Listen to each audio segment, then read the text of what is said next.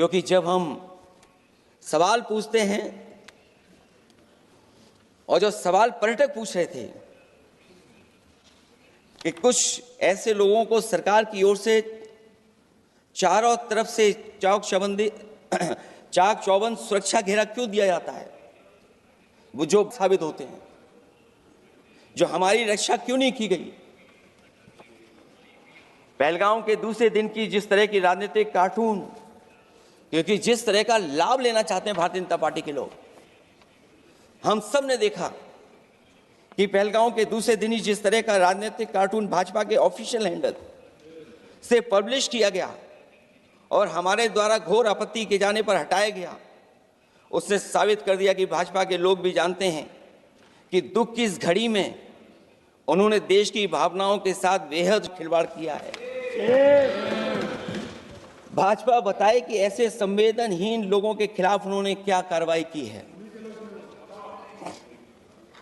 ये अति गंभीर प्रश्न है कि जिन्होंने अपनों को खोया है उन पर दबाव डाल करके बयान भले बदलवा दिए जाएं, लेकिन भाजपा याद रखें, बयान बदलवाने से सच नहीं बदल जाता है। पहलगाम के शहीद सैनिक की पत्नी द्वारा देश हित में शांति और सौहार्द की अपील करने पर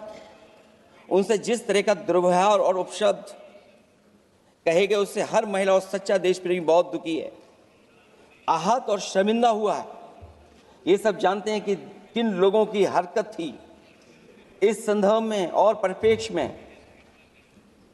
में हमने महिला आयोग को पुरजोर अपील की थी कि वो नारी की गरिमा के विरुद्ध गलत बयानी करने वालों के खिलाफ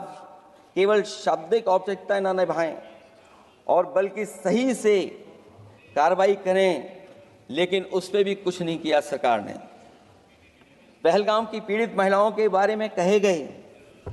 बयान के लिए निंदनीय शब्द से निंदनीय शब्द तक को आपत्ति होगी। नारी वंदन की जगह नारी का अपमान, निंदा और हर संभव शोषण उत्पीड़न करना ही।